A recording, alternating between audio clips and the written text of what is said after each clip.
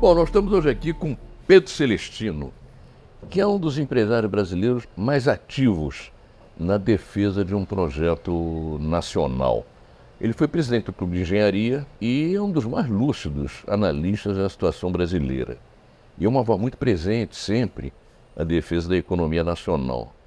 A gente vai falar disso, mas o tema central, inicial, com que eu conversei com ele, para que a gente falasse aqui, é a política da ditadura em relação aos empresários. Está pegando nessa série, vocês estão acompanhando, vários aspectos da vida do país durante a ditadura. E aí eu quero começar uma pequena provocação, porque na época que foi instituída a ditadura, em 64, um dos mais duros xingamentos que se podia fazer a um sujeito reacionário e de direita era de entreguista. O próprio embaixador brasileiro nos Estados Unidos, Juracy Magalhães, era um exemplo de entreguista. Ele cunhou uma frase e ficou na história. Ele disse: o que é bom para os Estados Unidos é bom para o Brasil. É um exemplo de sabugice. O entreguismo saiu de moda ou a expressão entreguista que saiu de moda?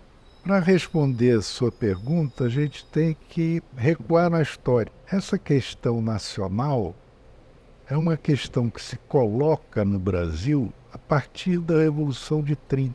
Desde que foi descoberto até a Revolução de 30, o Brasil se caracterizou na colônia e no Império e na Primeira República como produtor e exportador de matérias-primas, importando tudo. Estamos voltando ao passado? Com certeza, com certeza. Essa é uma das questões importantes hoje, porque nós que chegamos a ter a indústria respondendo por cerca de 30% do PIB brasileiro, hoje temos a indústria respondendo por 10% do PIB. Houve uma clara evolução nas últimas décadas. Mas entre 1930 e 1980, o Brasil teve uma das maiores taxas de crescimento do planeta. O Brasil só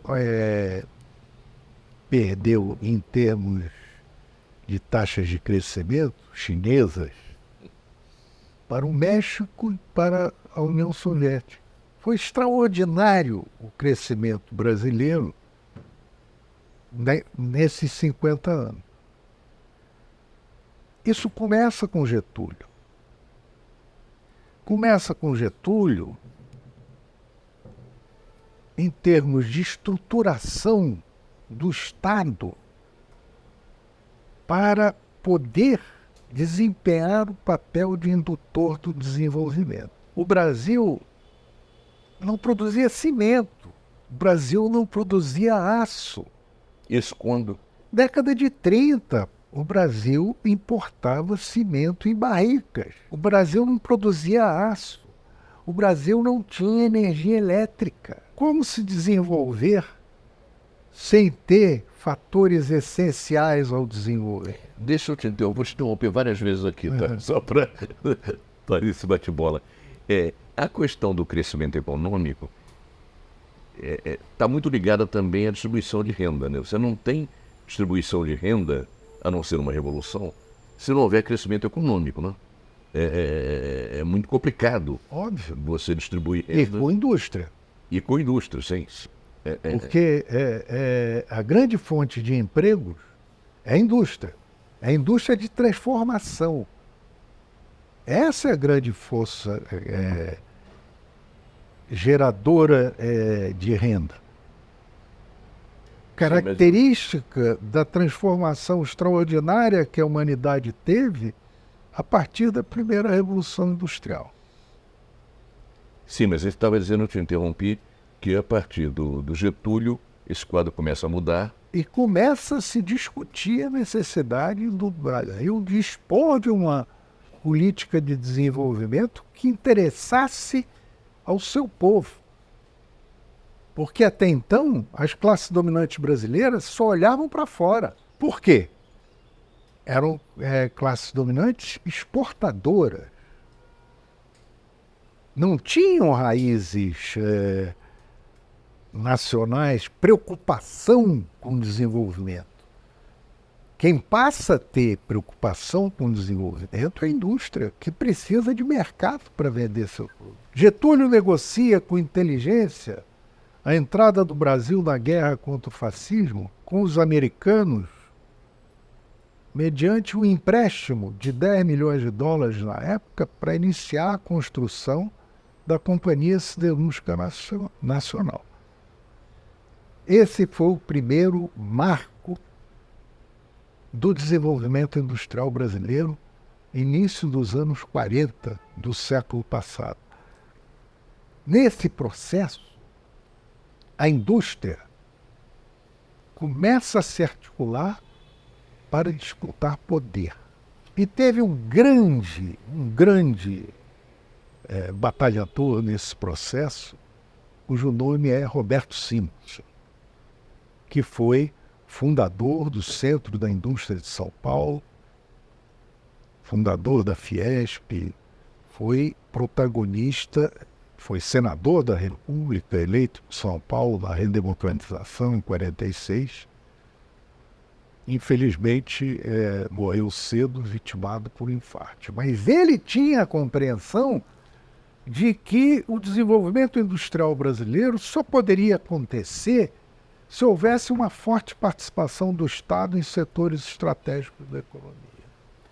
E eram esses aço, energia elétrica e petróleo. Os militares brasileiros que foram à guerra na Itália voltaram da guerra com a compreensão de que o petróleo era essencial para o desenvolvimento, porque viram que aviões, blindados, veículos, navios eram movidos a petróleo.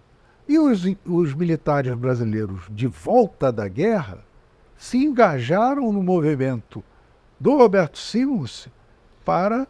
Quer dizer, uma parcela dos militares, né, Pedro? Porque a partir daí, inclusive, começam as Forças Armadas com um grau de polarização de divisão, que as eleições do clube militar mostravam isso, em que os intriguistas, de um lado, queriam um alinhamento incondicional com os americanos, e um outro segmento mais nacionalista apostava nessa linha. Mas essa questão não é simples. Claro está que a ida do Brasil para a guerra, com tropas brasileiras sob comando de generais americanos, aproximou muito tanto o Exército, como a Marinha, como a Força Aérea, da elite militar americana. E isso, à medida em que os americanos passaram a ser os grandes supridores de armamentos para aquela guerra, treinamento de pilotos era feito nos Estados Unidos, o curso de Estado-Maior no Exército era feito nos Estados Unidos, o curso de Estado-Maior para a Marinha era feito nos Estados Unidos, aproximou muito as Forças Armadas brasileiras dos americanos, com uma projeção interna inevitável. Mas, não obstante isso, a visão dos militares brasileiros era uma visão nacionalista. Era uma visão... Mesmo em tempos de Guerra Fria. Mesmo em tempos de Guerra Fria.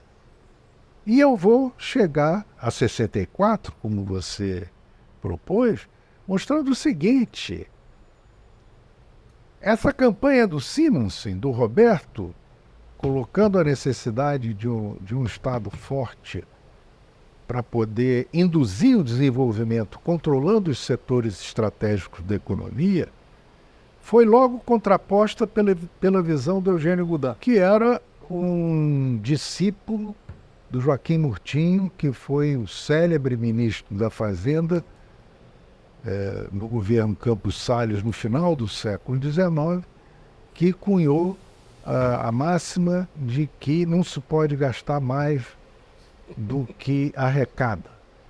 que o Estado tem que ser gerido como economia doméstica. Isso significa engessar o Estado e o Estado não poder se endividar para desenvolver.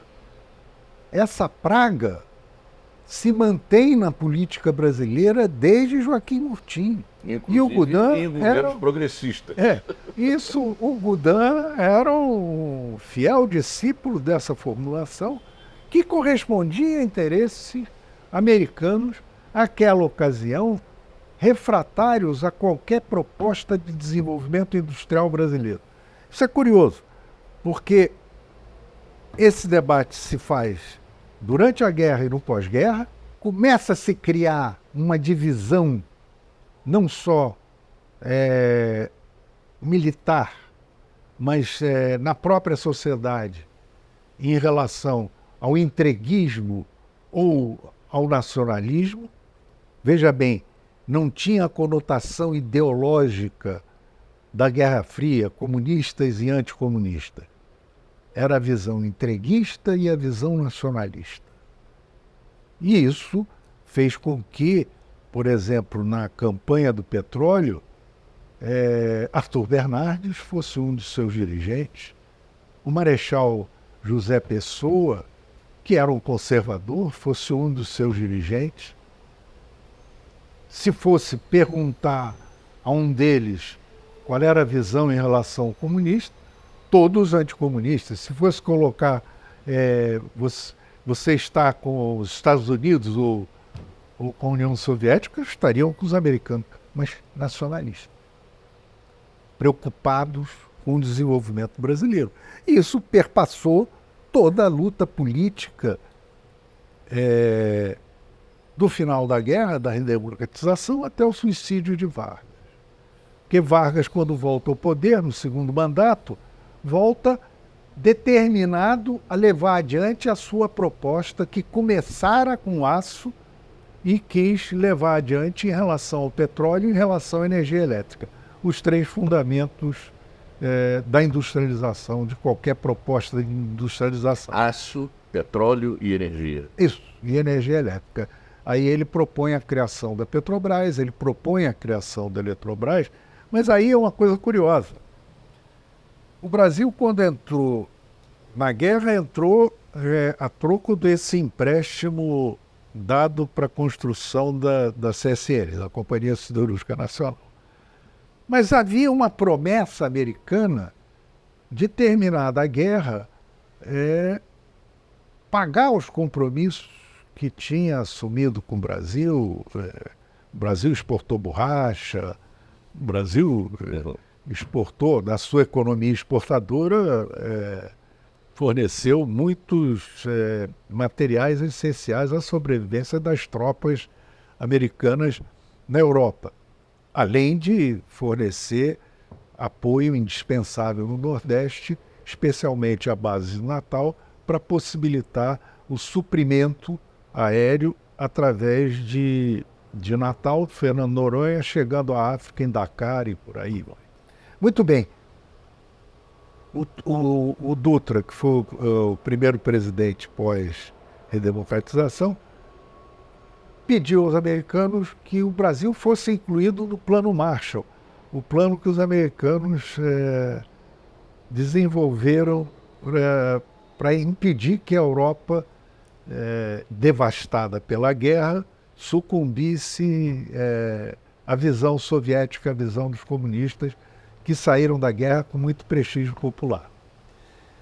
E nesse processo, os americanos disseram o seguinte: não dá para fazer um plano Marshall aí, porque vocês não estão organizados para receber dinheiro.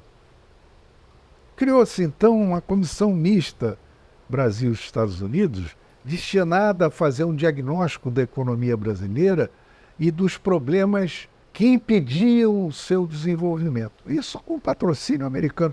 E foi excelente a criação dessa comissão mista. E pelo Dutra, não? É um paradoxo. Proposta do Dutra. Sim, mas ela se desenvolveu de meados do governo Dutra e entrou no início do governo Vargas. É fruto dela a criação do BNDE, Banco Nacional de Desenvolvimento Econômico, essencial para o desenvolvimento industrial, o desenvolvimento agrícola, qualquer desenvolvimento brasileiro, e veio como proposta dessa comissão mista Brasil e Estados Unidos.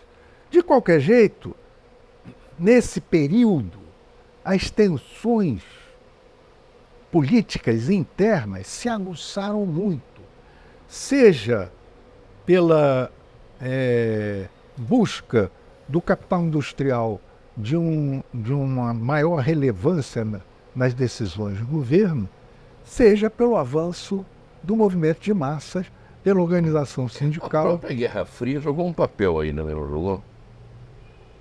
Os americanos com uma posição contrária ao desenvolvimento industrial brasileiro, com uma posição muito sólida no sentido de manter o Brasil alinhado aos seus interesses, mas com uma postura contrária ao desenvolvimento industrial brasileiro. Essa era a postura norte-americana. Eu vou chegar lá daqui a pouquinho. Havia muito conflito entre a indústria e as classes dominantes. A indústria não era ainda expressiva a ponto de disputar a hegemonia. O Getúlio fortaleceu, no seu segundo mandato, a posição da indústria. Mas era uma indústria leve. O Silveirinha, Guilherme da Silveira, da fábrica Bangu, famoso pelo time de futebol, contratou o Zezinho do Flamengo, 51, que tinha baile das debutantes, as moças, era um personagem do society, mas ao mesmo tempo industrial, de uma indústria muito forte na época, que era a indústria têxtil. A indústria têxtil era uma indústria forte no Rio, forte em São Paulo e forte em Minas. Era talvez a indústria que mais empregasse mão de obra. Não é? Ela, desde os anos 20, era uma indústria significativa. Foi a partir daí que começou a nossa indústria. Mas era uma posição de atrito em que a grande mídia, na época rádio e jornais, era, como até hoje, e historicamente contrária a qualquer tipo de desenvolvimento autônomo. Ela tem uma posição consolidada. Em certo instante, O argumento é que a vocação do Brasil seria a agricultura de exportação. Não, isso eu pego o debate no Senado durante a discussão da lei que levou à criação do monopólio estatal do petróleo, há debates interessantíssimos. Um senador do Paraná, Otto Mader, e o senador Landulfo Alves, da Bahia, o Otto Mader dizia que o brasileiro não tinha capacidade para produzir petróleo, para desenvolver indústria, que não era isso. Olha, para você saber que essa coisa é histórica, não é uma coisa pontual, eu vou ler aqui, porque é mais fácil você entender, um apanhado do Joaquim Murtinho. Murtinho, esse ministro do Campos Salles, não incentivava o crescimento do sistema bancário doméstico. Ele considerava uma dádiva a predominância de bancos estrangeiros no Brasil, pois seriam a vanguarda do investimento externo. Isso não é muito atual e facilitaria as exportações. Argumentava que a indústria não era viável no Brasil, devido à inferioridade racial dos seus habitantes em relação aos habitantes dos países industrializados. O progresso só poderia ser alcançado através do livre intercâmbio comercial e de políticas monetárias austeras. Não se gasta mais do que se arrecada. As instituições bancárias nacionais, ao contrário das estrangeiras, eram indesejáveis, devido à natural expansão do estoque de moeda nacional que causaria desvalorização cambial. Essa era uma visão tosca e continua a prevalecer. Colonizada. Mas E a nossa grande mídia é isso. Se você pegar as coleções do Estado de São Paulo, como eu já me dei o trabalho de pegar, da época, 1953, os editoriais do Estado eram sistematicamente contrários ao Estado entrar na exploração e produção de petróleo. Era tabu. A indústria defendia. Tinha uma postura de defender, porque o Simmons tinha consolidado essa posição. Esse debate acabou por levar o Getúlio ao suicídio. E o primeiro ato do Café Filho presidente foi nomear para seu ministro da Fazenda Eugênio Goulart, que era o oposto do Roberto Simmons na década passada. O Café Filho chegou a propor, a estudar a possibilidade de propor a revogação da lei que estabeleceram o monopólio estatal do petróleo. Sabe por que não propôs? Porque o Estado-Maior das Forças Armadas vetou. Ele consultou as lideranças militares e as lideranças militares se colocaram contrariamente a essa ideia. E como o Café era um presidente muito fraco, sob tutela militar, vamos dizer assim, ele acedeu. Mas fez o que pôde para destruir conquistas definidas pelo Getúlio no seu segundo mandato. Entra em 55, eles fazem tudo para impedir a eleição do Juscelino e perdem.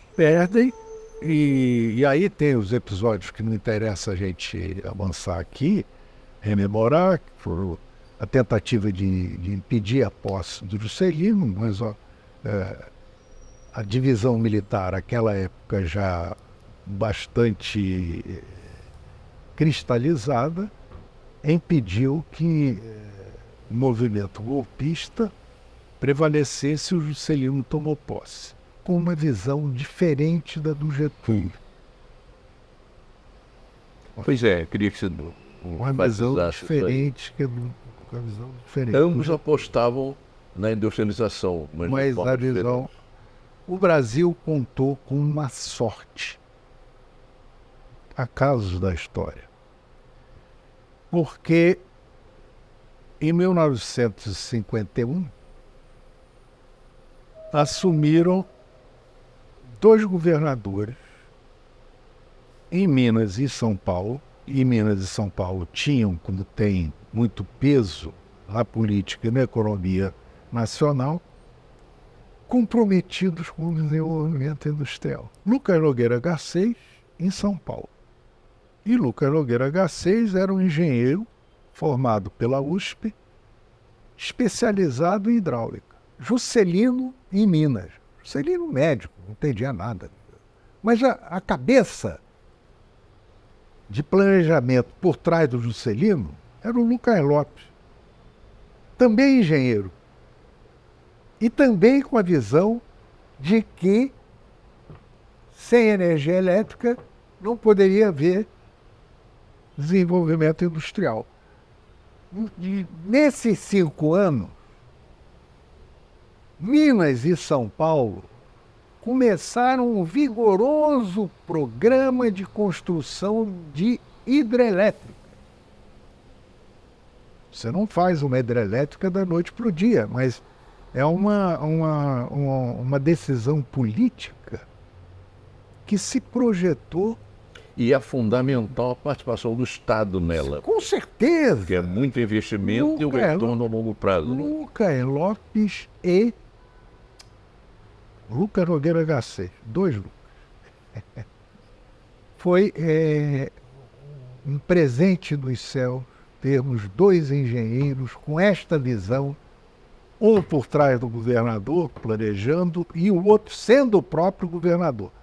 O Cid, eu fazia primário em São Paulo, o mapa mudo do estudo de geografia era o mapa de São Paulo e nós tínhamos que desenhar os rios principais. Era o Rio Tietê, o Rio Paraná, o Rio Grande e o Rio Paranapanema. E o Rio Paraíba, bem ao sul. E tínhamos que identificar as cachoeiras principais. Isso estava na minha cabeça de criança. Você não tem uma dessas quedas d'água principais de São Paulo e de Minas que não tenha hoje uma hidrelétrica. Qual foi a mudança do Juscelino? E o Lucas Lopes é quem estava por trás do plano de metas dele de fazer 50 anos em 5, transformar o Brasil. Vendo o que ocorrera com Getúlio, que foi levado ao suicídio pelo confronto, propôs ao Juscelino o desenvolvimento associado. Em vez de ser capital nacional versus capital estrangeiro, capital nacional associado ao capital estrangeiro. Mas que capital? Não é o americano, porque o americano era contrário ao nosso desenvolvimento industrial. Capital europeu, capital japonês. O Juscelino implanta a indústria automobilística. E a indústria automobilística brasileira é uma indústria europeia, japonesa. Vamos ver lá as marcas da época.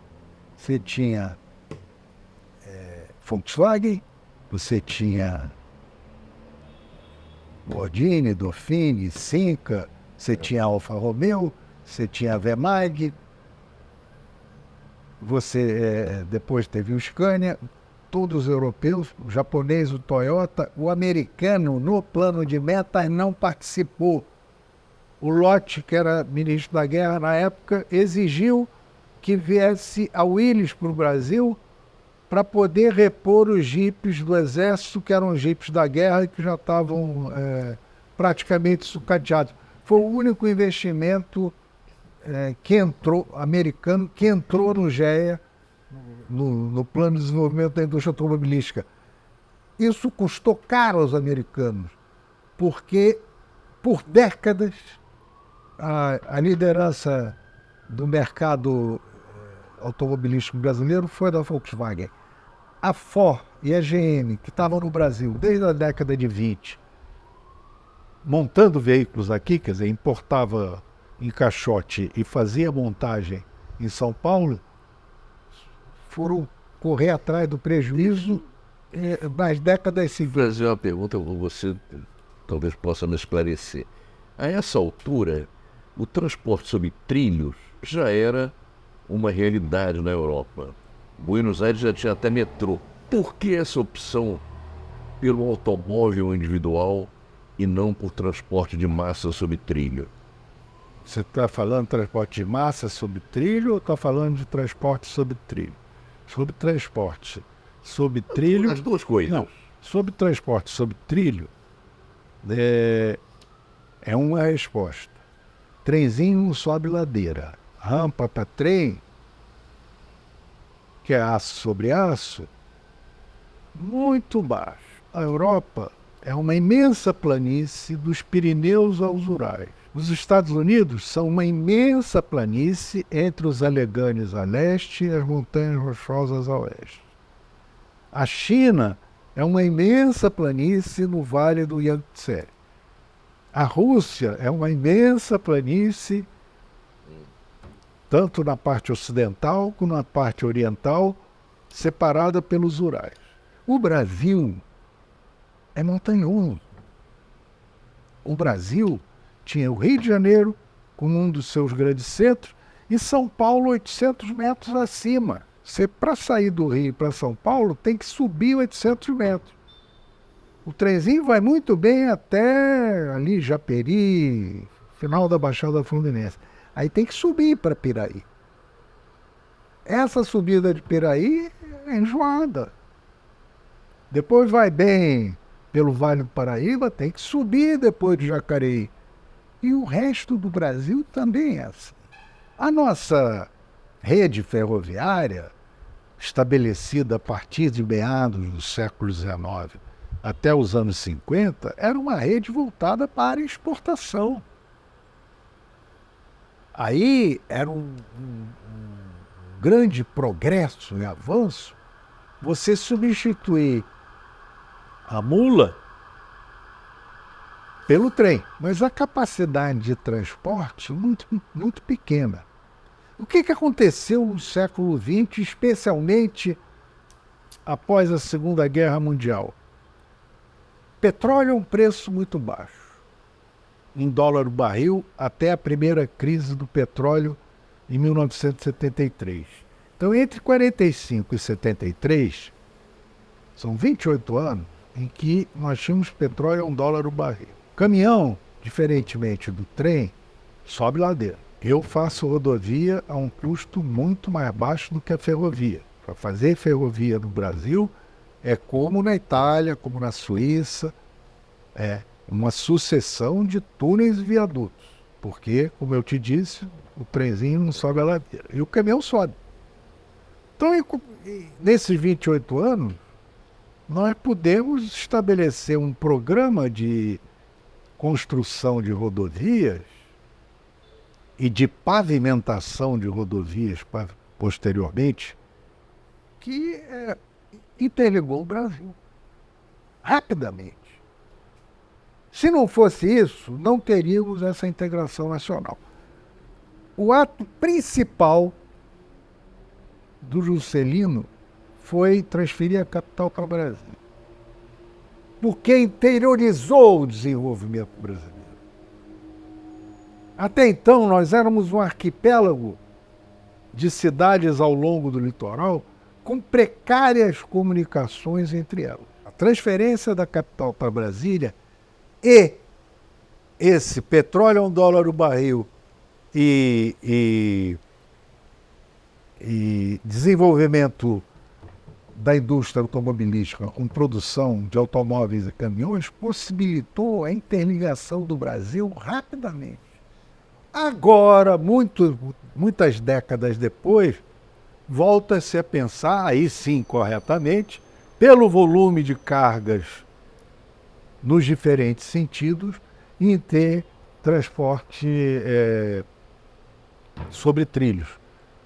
A Norte-Sul, por exemplo, que foi concluída recentemente, já era uma necessidade há uns 30, 40 anos.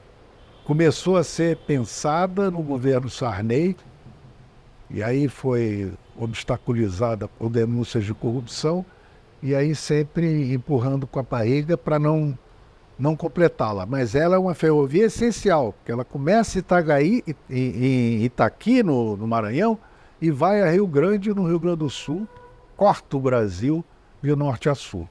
Vai ter, em algum instante, uma ferrovia transversal no sentido leste-oeste. Tá, Pedro, bom, tem uma verdadeira aula, tá interessantíssima. Eu queria voltar para a ditadura. Mas aí é que eu vou chegar. Então vamos lá. Aí é que eu vou chegar. 64 é uma ruptura claramente forçada pela Guerra Fria, em que quem ganha com a visão americana. A visão dominante no grupo que assumiu o poder, por acaso, em abril de 64, era a visão dos americanos. E essa visão era contrária ao desenvolvimento brasileiro. Então era a visão que fora derrotada em 55. E nós tivemos no governo Castelo Branco um alinhamento automático com os Estados Unidos, Juracy Magalhães com essa visão, intervenção militar brasileira na República Dominicana, rompimento de relações diplomáticas com países do bloco socialista. Tivemos um alinhamento com os americanos inédito. Nós nem no governo Dutra tivemos um alinhamento tão forte com os americanos como tivemos no governo Castelo Branco. Na questão da engenharia, por exemplo, eles chamaram consultoras estrangeiras para pensar a área de infraestrutura brasileira, um absurdo completo. Mas a sucessão do Castelo Branco não se deu como eles pensaram. Fruto das contradições militares, como eu disse a você tinha entre os militares uma visão nacionalista, uma visão de um projeto nacional de desenvolvimento, embora anticomunista, embora alinhada do ponto de vista macro ao campo norte-americano, mas era também um reconhecimento da pujança do desenvolvimento industrial brasileiro. O Costa e Silva assume e resgata a política do Juscelino de desenvolvimento com forte presença do Estado. O primeiro Plano Nacional de Desenvolvimento do Costa e Silva é um plano que resgata a concepção de planejamento do Celso Furtado. A ideia de planejamento é consolidada, inclusive com a criação do Ministério de Planejamento forte, e de fazer do Instituto de Pesquisas Econômicas Aplicadas, o IPEA, fazer um corpo para pensar o Brasil não só no espaço de um governo. Costa e Silva. Costa e Silva. Primeiro Plano Nacional de Desenvolvimento. Há uma inflexão na política externa que volta a ser a política externa proposta pelo Juscelino na segunda metade de seu mandato, consolidada nas gestões Afonso Arinos e Santiago Dantas, governo Jânio Quadros e João Goulart. E a política externa brasileira, dali para adiante, mantém a visão do Juscelino. E o desenvolvimento industrial brasileiro, daí para adiante, é um desenvolvimento industrial calcado na visão do Juscelino. Outra coisa é a visão da política da ditadura que você, como eu, conhecemos na resistência. Pois é, você acha que o empresariado brasileiro, no que havia de mais expressivo, se somou ao golpe, não é? Se somou um empresariado. Por questões políticas, mais do que nada. O empresariado, 2 meses antes da queda do Jango, teve um encontro em Marília em que o empresariado todo se alinhou com o Jango. O Jango, quando caiu, estava com 66% de popularidade. O Jango, quando caiu, estava com 66%. Quer dizer que Agora, o empresariado é volúvel. Mas a verdade é aquela E naquela seria ocasião, possível, num projeto nacional e popular, ter a adesão de uma burguesia nacional brasileira? veja o seguinte. A política econômica da dupla Campos Bulhões, o PAEG, Programa de Ação Econômica Governamental, era fiscalista como o que tem aí, igualzinho. Levou paulada, não foi a partir da esquerda. Levou paulada a partir do Antônio Dias Leite, que era titular de economia da Faculdade Nacional de Economia, refletindo interesses do empresariado brasileiro. Você tem que ver que nesses 10 anos Juscelino Jango, foi aprovada a lei de remessa de lucros. O Congresso aprovou a lei de remessa de lucros. O que era exatamente essa lei? A lei de remessa de lucros é o seguinte: você vem para cá com seu capital, ganha dinheiro aqui, paga imposto aqui, mas quando você remete dividendo, é em moeda forte, né? Tem que ter um imposto aí. Porque o que acontece? Para o Brasil pagar suas contas, naquela ocasião, nós tínhamos um déficit no balanço de pagamentos estrutural. A gente pagava em moeda forte mais do que éramos capazes de produzir. Uhum. Então o governo vivia pendurado no café. Se tinha uma geada em São Paulo, caía a exportação do café. O café representava, em 1967, 70% da receita cambial brasileira. Sabia disso? 67, hein? Nós éramos o maior produtor e exportador de café do mundo. E só exportava café. Então, uma geada em São Paulo, cai a produção, ficamos sem dólar. A lei de remessa de lucros era para reter, impedir remessa de dólar, dificultar a remessa de dólar, para que esse dólar fosse utilizado na compra de produtos essenciais, inclusive petróleo. Nós éramos muito dependentes de petróleo, para a economia funcionar. Então, o empresariado, a volubilidade do empresariado, ela é notável, mas naquela ocasião, o empresariado tinha propostas claras de defesa dos seus interesses e tinha uma articulação política importante, mesmo sem contar com o suporte da mídia, que nunca conseguiram ter. Agora, a situação política poderia ter ajudado a empurrar uma parcela, pelo menos, do empresariado para a oposição ao Jango e o apoio ao golpe? Ou acha que isso aí foi... Não, teve. Você teve setores do empresariado com o Jango, claro, com o Jango não, com o golpe, claro, articulados pelo Golbery. Constituiu-se o IPES, Instituto de Pesquisas Econômicas e Sociais, claramente com o golpe. Você tem uma fatia do empresariado paulista e carioca, na época, os dois maiores núcleos empresariais do país, que se comprometeram com o golpe, considerando aí pelo lado político, que o Jango estaria com uma articulação comunista, aí é por outro lado, mas não se incompatibilizavam com a política econômica do governo, entendeu? Vou te dizer uma coisa.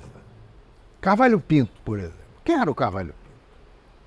Carvalho Pinto era um homem da aristocracia quatrocentona. Ele era sobrinho do Rodrigues Áureo. Era comunista? Claro que não. Senador da República, ministro da Fazenda do Jango. Com o Celso Furtado como ministro do Planejamento. Se você pegar o Ministério do Jango pós-plebiscito, o plebiscito foi em 6 de janeiro de 63, aquele ministério, nós não fizemos nunca mais um ministério com a qualidade daquele. Ah, sim, isso aí. Nunca mais. Aquele ministério. Não foi o que o derrubou. Mas aí o que aconteceu com o seu Brizola? O seu Brizola começou a queimar o Carvalho Pinto. O Carvalho Pinto representava uma rara oportunidade de termos um ministro da Fazenda não vinculado direta ou indiretamente ao capital internacional. Se você pegar a trajetória dos ministros da Fazenda brasileira até aquela época, a maioria deles era vinculada a interesses financeiros estrangeiros. Hoje, um projeto nacional poderia contar com o empresariado brasileiro?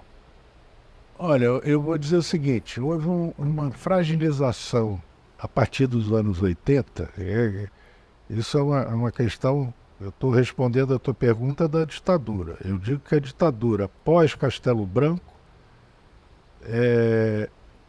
teve um projeto nacional que podia não ser o nosso, mas era um projeto nacional de desenvolvimento. E foi um projeto que integrou o Brasil, que continuou com a proposta de aumentar a capacidade de geração elétrica estatal, que passou de 3 milhões de quilowatts para 100 milhões de quilowatts.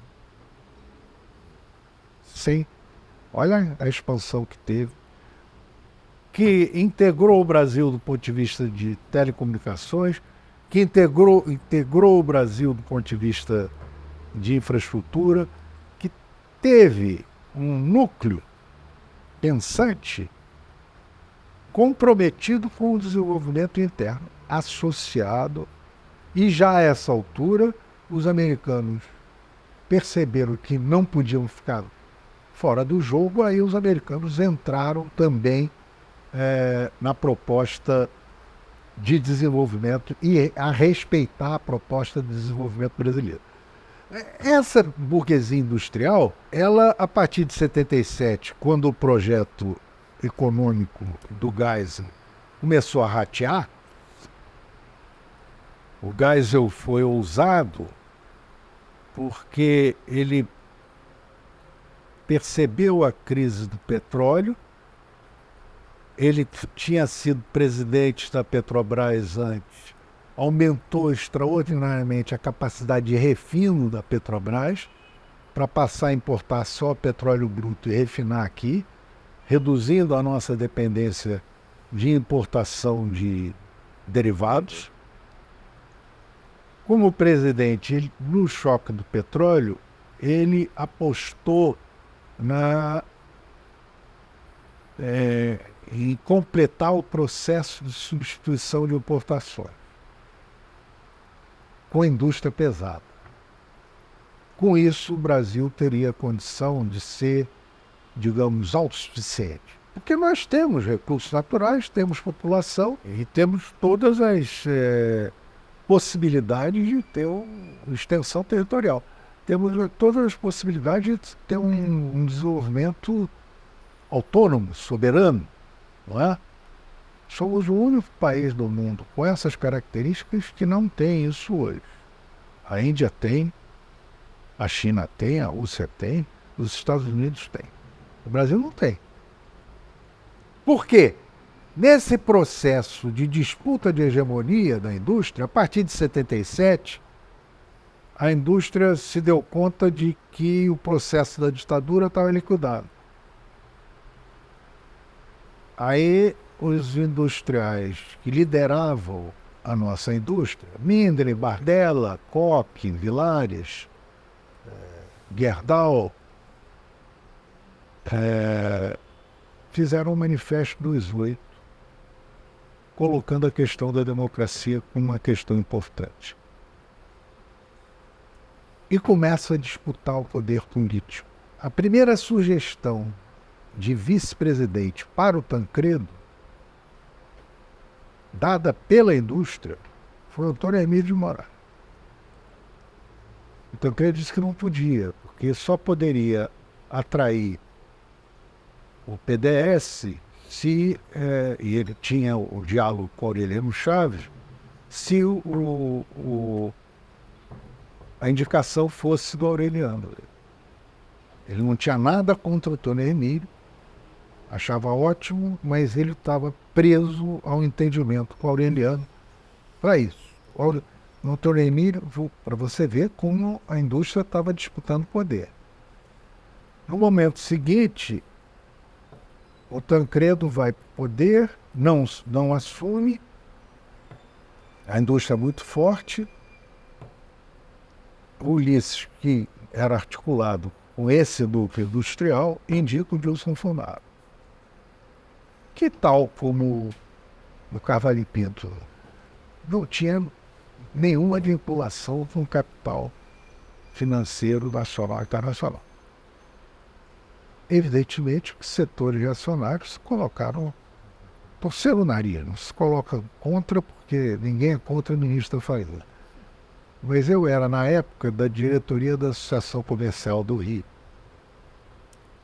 E quando o Funaro assume, eu, na primeira sessão do Conselho Diretor, da diretoria não, do Conselho Diretor, eu faço uma moção de aplausos pela indicação do ministro Gilson Funaro, digno representante das classes produtoras, no jargão próprio, não passou. Não passou. Muito bem. Em 86, o Antônio Emílio é candidato ao governo de São Paulo. E eu acho que o nosso campo errou, porque o nosso campo ficou com o Quércia. O nosso campo tinha que ficar com ele. Por quê? Ele perdeu. No momento seguinte, o Funaro rodou, o Bresser foi para o poder e o Bresser representava isso. O Bresser, aliás, é das pessoas, maior visão pública que eu conheci na vida, que tem essa compreensão do desenvolvimento como poucos. Foi ministro tentando fazer isso e perdeu. Nós tivemos uma derrota ideológica na queda do Bresser, da política de virada, que foi irrecuperável. Pois é, então eu volto à pergunta. Dá para pensar um projeto nacional hoje no Brasil? De lá para cá, dá, mas para te responder, eu tenho que falar da história, cara. Diga. Senão você não entende. Essa derrota ideológica foi profunda. Aquela geração de líderes de primeira linha, podíamos ter divergências, mas tinham uma visão de Brasil. Pensavam além do seu próprio bolso, do seu próprio lucro. Aquela geração sai de cena pela idade. E os seus sucessores já embarcam em outras visões. Ao mesmo tempo em que, com o colapso da União Soviética, a visão neoliberal emerge com uma força enorme no mundo. Essa visão neoliberal se estabeleceu no Brasil com uma tal força que hoje, 33 anos depois, nada se estabeleceu que pudesse contestá-la. Você sabe de alguém do Grupo Votorantim que tem a expressão política? O Grupo Votorantim continua fortíssimo. Mas tem alguém com expressão política? Deixou de ter. Quem substituiu esses empresários, esse capital industrial, do ponto de vista de disputa de poder, foram os empreiteiros de obras públicas que, a partir do governo Fernando Henrique, recebendo bilhões de reais de dívidas não quitadas pelo governo, pelo valor de face, se aproveitaram dos primeiros processos de privatização, passando a ter uma geração de caixa fabulosa, o que permitiu que se transformassem em grandes empresários disputando a hegemonia. Esses foram liquidados pela Lava Jato. Resumindo, e aí respondo a sua pergunta, não tem hoje no Brasil um núcleo duro na área industrial que possa formular uma proposta de desenvolvimento autônomo. Vou te dar um dado da realidade. 10 maiores empresas brasileiras. Só tem uma da indústria de transformação, a WEG. Petrobras é a área mineral, Vale é a área mineral, o resto é banco. Alturas, é mais jogo o cara ser empresário e investir na produção, ou é mais jogo ele virar rentista? Se você perguntar para qualquer empresário brasileiro hoje, o que você gostaria de fazer? Se que alguém comprasse a minha empresa. Aí eu vou viver de juros. Por isso é que essa área de fusões e aquisições ganhou uma importância crescente no noticiário econômico. Tá. O governo Lula, vamos lá. Ele cumpriu, você concorda com isso, um papel fundamental como anteparo, digamos, à extrema-direita, pelo menos um anteparo momentâneo, que se ela ganha a eleição para um segundo mandato de Bolsonaro, não se sabe o que seria do país. Mas Se deve ter mais expectativas com os governos Lula e Renan do que esse simples papel de anteparo? Eu não tenho. Honestamente, não tenho. Acho que gerou-se uma expectativa muito grande em relação ao que ele poderia fazer caso viesse a ser eleito. Ele desempenha esse papel de anteparo a propostas de extrema-direita, mas não vai além disso. Não será um governo de reformas? Nem pensar. Nem pensar. Muito aquém das necessidades básicas. Você vê aí a política industrial que propuseram ontem. Política sem declaração de intenções. Você tem que ter foco. Foco. Nós tivemos foco. Na ditadura nós tivemos foco. O que é a Embraer? Foco. O que é a Petrobras? Foco. A Petrobras tinha uma cadeia de mais de 5.000 empresas nacionais e estrangeiras trabalhando para ela. Então, isso tem que ser um foco. Os combustíveis fósseis vão acabar. Isso é uma maluquice. Vamos parar com isso. Pega a matriz energética do mundo, vai ver o papel do carvão, que era hegemônico no século XIX. A primeira revolução industrial, o carvão de Cardiff na Inglaterra, ainda é a maior fonte geradora de energia. Estão achando, o petróleo vai acabar? Vai acabar algum dia, claro. Mas deixar de ser importante. Nós estamos exportando aí 48 bilhões de dólares, manchetes de jornais, de exportação de petróleo bruto, e somos dependentes de importação de óleo diesel que movimenta a nossa frota de caminhões, e essa mídia dizendo que não pode ter refinaria. Então, se quer ter foco, pega a Petrobras e faz uma política séria para que a Petrobras volte a desempenhar o papel que já desempenhou e que poderia ter desempenhado no governo Lula, não fora o oportunismo de meia dúzia de dirigentes. Oportunismo, corrupção, e indefinição estratégica. A decisão política correta foi: vamos produzir plataformas de petróleo no Brasil. Correto. Eu, aliás, me orgulho de ter sido gerenciador da construção da primeira plataforma de petróleo feita no Brasil, a P-51, nas oficinas da Nuclep. Governo Lula. Agora, tinha que colocar estaleiro pelo Brasil inteiro para atender a conveniência política?